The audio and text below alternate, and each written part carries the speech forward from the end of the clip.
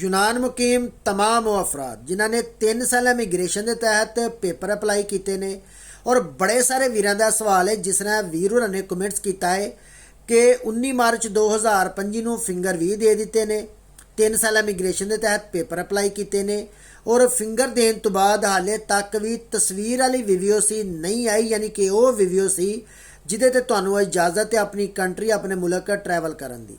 यूनान के अंदर इस बात को लैके बहुत ज़्यादा आवाम को डराया गया कि जिन्हें 2025 के पेपर अपलाई किए ने 3 साल इमीग्रेशन के तहत उन्होंने तमाम पेपर नहीं दिते जाएंगे।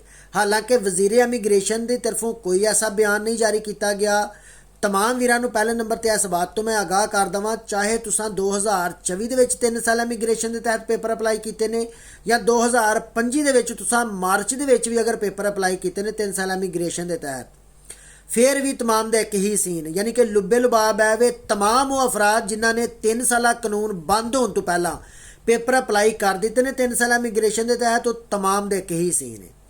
हुण बात है करना चाहना कि अगर तुहाडे फिंगर हो जाते हैं तो वीडियो सी तुहानूं लेट क्यों मिल रही है। मेरे दोस्तों पैराफेरिए जिन्ने भी ने वो बहुत ज़्यादा स्लो काम कर रहे हैं और तरतीब वाइज कर रहे हैं यानी कि ਜਦੋਂ ਤੁਹਾਡਾ ਨੰਬਰ ਆਏਗਾ ਉਸ ਹਿਸਾਬ ਨਾਲ ਤੁਹਾਡੀ ਫਾਈਲ ਚੈੱਕ ਹੋਏਗੀ ਉਸ ਹਿਸਾਬ ਨਾਲ ਤੁਹਾਡੇ ਕੋਲ ਕਾਰਡ ਆਣਗੇ ਜਾਂ ਤੁਹਾਡੀ ਫਾਈਲ ਰਿਜੈਕਟ ਹੋਏਗੀ ਵਾਟਐਵਰ ਜੋ ਕੁਝ ਵੀ ਹੋਏਗਾ। ਲੇਕਿਨ ਬਾਜ਼ ਦਫਾ ਇਸ ਤਰ੍ਹਾਂ ਵੀ ਹੁੰਦਾ ਔਰ ਬੜਿਆਂ ਵੀਰਾਂ ਨਾਲ ਇਹ ਸੀਨ ਹੋ ਚੁੱਕਿਆ ਹੈ कि बाज़ दफ़ा तुहाडे फिंगर जो पैराफेरिया ले लैंदे ने ते तुहानूं वीडियोस ही जारी नहीं करते बल्कि डायरैक्टली तौर पर तुहाडा कार्ड ही जारी कर दिता जाता है यानी यूनान के तुहानूं लीगल पेपर ही जारी कर दिते जाते हैं।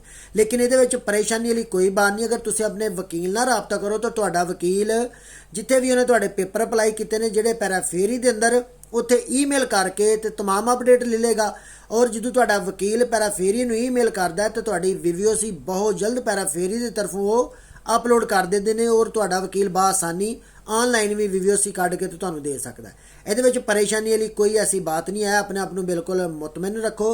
बाकी तमाम वीरां भरावां दी मुहब्बत बहुत ज़्यादा मशकूर हैं। दुआवां याद रखियो। जज़ाकल्लाह खैर।